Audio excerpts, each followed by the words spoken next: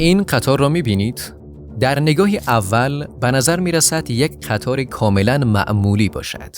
اما اصلاً اینطور نیست. این خاص‌ترین، مجهزترین و حفاظت شده ترین قطار دنیاست. به این قطار تیانگو میگن که بیشتر شبیه یک قلعه متحرک است تا یک قطار. این قطار مخصوص سفرهای رهبر کره شمالی کیم جونگ هو است. اگر می‌خواهید بدونید که چرا رهبر یک کشور در سفرهایش از قطار استفاده می‌کند و این قطار با چه امکانات و تجهیزات مجهز شده، در ادامه این ویدیو همراه شوید.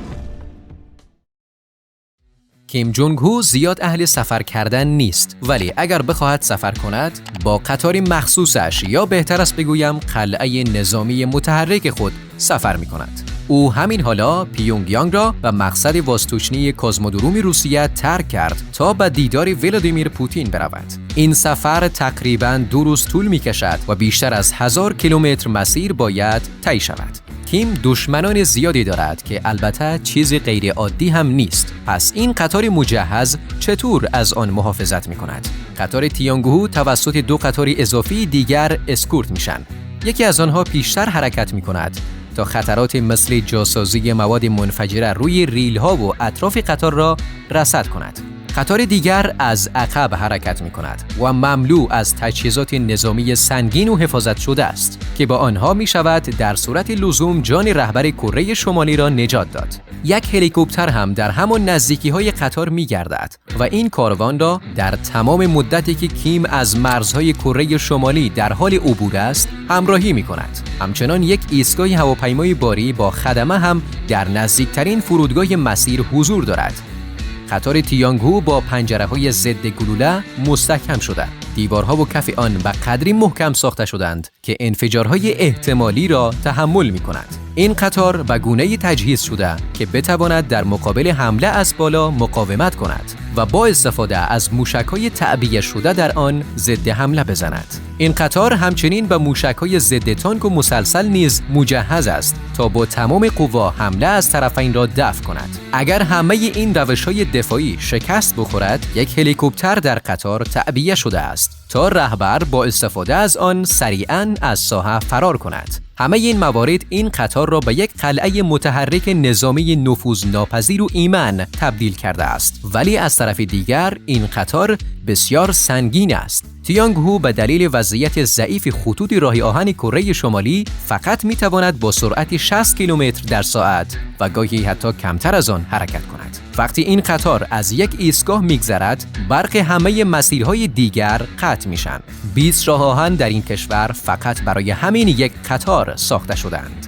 به خاطر سرعت پایین این قطار کیم ممکن است چندین روز در راه باشد. مثل همین سفر که برای ملاقات پوتین می رود. کیم در این قطار تمام تجهیزات لازم برای اداره امور کشورش را در طول شبانه روز در اختیار دارد. یک دفتر کار، لپتاپ، تلویزیون، دستگاه فکس، تلویزیونی ماهواره‌ای و یک نقشه از کشور چین در شبه جزیره کره روی دیوار است. طراحی داخلی این قطار واقعاً عجیب و غیر قابل باور است. بیشتر اتاق‌ها کاملاً سفید هستند و کف آنها چوبی و براق است. در چیدمان این قطار از مبل‌های سبز و صورتی، پرده‌های استخوانی و فیروزه‌ای، چراغ‌های دیواری به شکل گل استفاده شده. اما قسمت جالب این قطار رستورانتیان است که شما می توانید همه نوع تنقلات کره‌ای، روسی، چینی، ژاپنی و فرانسوی را در آنجا پیدا کنید. کیم جونگ اون در طول سفر خودش خسته نمی شود، چرا که خواننده‌های در قطار حضور دارند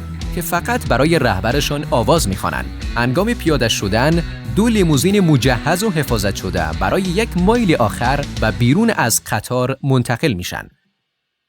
سفر با قطار سابقه طولانی در خانواده کیم دارد. اینجا قلعه کوموزین است، جایی که در گذشتگان این خاندان مثل کیم ایل سون و جیمین جونگ دوم در آن درون تابوت‌های قرار داده شدند. در کنار جسد آنها یک مدل قطار شخصی آنها در اندازه‌های واقعی قرار داده شده است. حتی گفته می شود یک نقاشی از کیم جونگ دوم که در اون با افتخار در کنار قطار خودش ایستاده و همچنین یک نقشه کوچکی که نشان دهنده سفرهایی است که رفته روی دیوار نصب شده‌اند. سفر با قطار در این خاندان به عنوان یک اقدام احتیاطی و پیشگیرانه شروع شد. البته گزارش‌هایی وجود دارد مبنی بر اینکه کیم جینگ ایل تا حدودی ترس از پرواز داشته. در سال 2001 او یک سفر به مسکو داشت که تقریباً 1 ماه طول کشید و حدود 20,000 کیلومتر راه را با قطار طی کرد. در سال 2004 قطار کیم جونگ از ایستگاه یونگچان در نزدیکی مرز مشترک کره شمالی و چین عبور کرد. دقیقاً 1 ساعت بعد انفجار بزرگی در همانجا رخ داد که تقریباً 160 نفر کشته و 1300 نفر زخمی شدند. ظاهراً یک قطار پر از نفت و مواد شیمیایی سیم‌های برقی که روی آن قرار گرفته بودند را داغ کرده بود. گمان زنی‌ها حاکی از آن است که این اتفاق یک اقدام ناکام برای ترور بوده که بسیار هم دور از ذهن نیست. گزارش‌های زیادی مبنی بر جنگ داخلی بین قدرت‌های شمالی در طول چندین دهه وجود دارد. بعد از این اتفاق قطار و امنیت آن به طرزی چشمگیری تقویت شد. در سال 2009 که قطار در مسیر روسیه بود تا رهبر کره شمالی به دیداری رئیس جمهور وقتی روسیه برود، از عکس برداری عکاسای روس از قطار جلوگیری شد. در آن زمان به تمامی اهالی روستاهای سیبری هشدار داده شد که در تمام طول مدت عبور این قطار در خانه‌های خودشان بمانند و بیرون نیایند. اما حالا در عصر موبایل‌های هوشمند چنین چیزی غیر ممکن است و در برخی موارد واقعاً هم مطلوب نیست، چرا که از خود قطار میشه به عنوان ابزاری برای تبلیغ استفاده کرد. نام این قطار را تیانگو گذاشتند که معنیش میشود خورشید. این قطار تبدیل به نماد قدرتمندی برای کره شمالی شده است. گفته میشود که کیم جونگ اون از آن برای ارتباط نزدیک با مردمش استفاده میکند. در برابر تصاویر رئیس جمهور آمریکا با هواپیمای غول‌پیکرش و دیگر رهبران جهان که با قطار سفر میکنند، این قطار به هر حال نوعی سمبول به شمار می آید. بعد از حمله به اوکراین، حریم هوایی این کشور ناامن شد و در نتیجه بسیاری از رهبران کشورهای غربی با قطار و با عبور از کشور لهستان به کیف سفر می کردند. اصطلاح دیپلماسی آهنین برای اشاره به همین نوع سفرها ساخته شده. اما در مورد کره شمالی قطار تیانگو نشان می‌دهد که این کشور تا چه حد غیر قابل نفوذ و محافظت شده است. و ندرت پیش می‌آید که رهبران این کشور به دیگر نقاط دنیا سفر کنند و یا اصلاً سفر نمی‌کنند. البته یک کنایه هم وجود دارد که این قطار نماد نجابت و پاکی خانواده کیم است.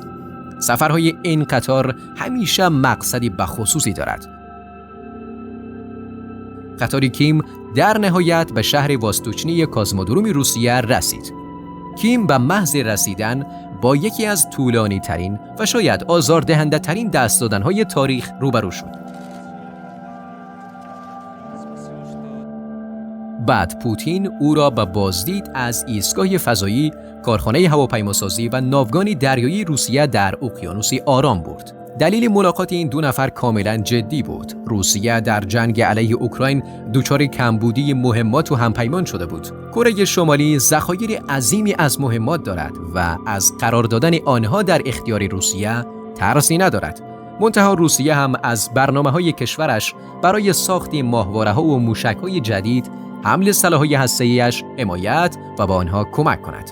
اما مدت کمی بعد از این ملاقات، وزیر امور خارجه روسیه به پینگان سفر کرد. او از کره شمالی به خاطر حمایت از روسیه در جنگ با اوکراین تشکر کرد و مجدداً بر همکاری بین دو کشور تأکید کرد. کره شمالی هم در مقابل مناطقی که توسط روسیه اشغال شده بودند را به عنوان مناطق تحت حاکمیت آنها به رسمیت شناخت.